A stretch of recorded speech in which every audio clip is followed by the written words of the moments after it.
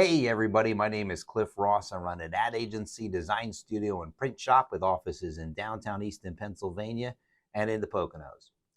So, today we're talking about social media content. A lot of businesses do their own social content. I get it, they're trying to save money, but it couldn't be more important. Everybody's eyes is on social. So, please put at least some effort into it. So I'm going to go over some things that we've seen that are kind of alarming or ridiculous or just downright stupid that we're trying to tell you to avoid. Now, I see a lot of posts, restaurants posting their menu, posting these different graphics where you literally would need a magnifying glass to actually read it. Like we recreated some because we didn't want to call anybody out, but like, look at this. I mean, this thing is 13 inches by 13 inches big. You still can't read it. Just thoughtless. Like the type all in caps on top of a photo. You can't read it because the photo in the background. It just makes you look foolish. Like it's common sense. You don't need to be a graphic designer to see that this looks terrible. It's just a real basic rule. Or a lot of these restaurants posting their menus. And this is just something we created as an example, but some of the ones I've seen, you even if you zoom in, you can't read anything. Like it's just thoughtless. It's just they're just trying to get something up there for the sake of getting something up there. If you want to show off your menu, make a carousel graphic on Instagram. 10 slides, very simple, one dish on each slide so they can read it. I wouldn't scroll through the whole thing. I'll read it. It shows you care about your food. You're proud of it. You're not just going to just throw this menu that you got printed up on Instagram. It doesn't translate. And it doesn't take that long to do it right. And people notice. Well, I saw this new high-end restaurant that opened. They posted their whole menu. You can't see anything. If you blow it up, you begin to question their branding. They're like, is this place legit? Do they care? Are they really that high-end? Everything you do on social is under the microscope. Everybody's looking at it. So put the right amount of thought and effort into it. I mean, truly, if you're a restaurant or any business, you should hire an agency like us to do your content. It pays for itself. So some other things I've seen are these, pre-made graphics. The most fun is around the holidays because people are grabbing these holiday themed backgrounds off of these online graphic design services, wherever they are. And what I like to do is scroll through and you see different businesses using the same graphic. Here's an example.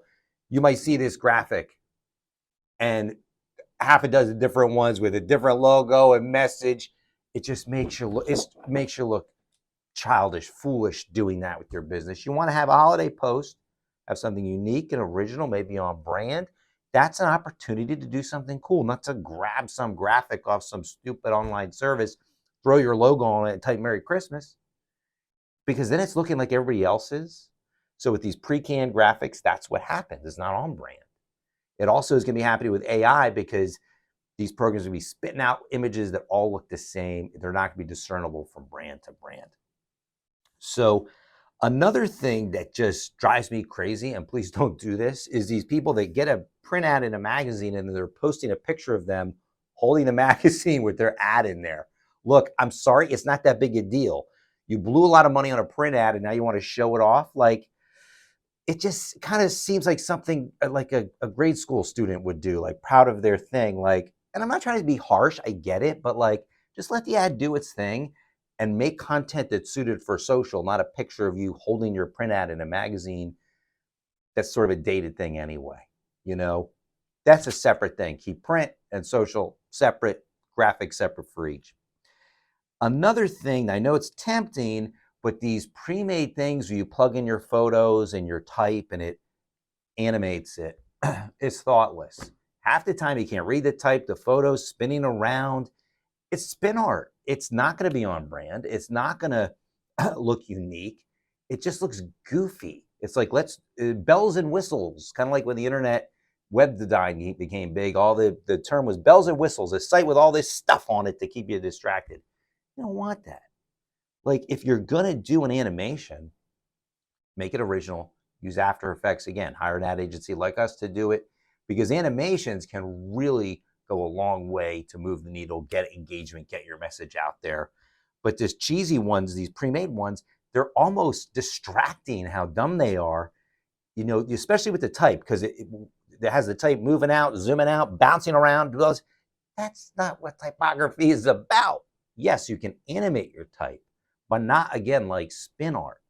So that's just a few things that we wanted to cover about some of the stuff we see on social and the content. Ultimately, if you're a business owner, you need to have an ad agency professionally designing and posting your content on social. It's that simple. It pays for itself. Everybody's looking at social. That's where you need to be. Otherwise, you kind of look foolish with some of this kid stuff. So level up, give us a call. We'll get your results. See you next time.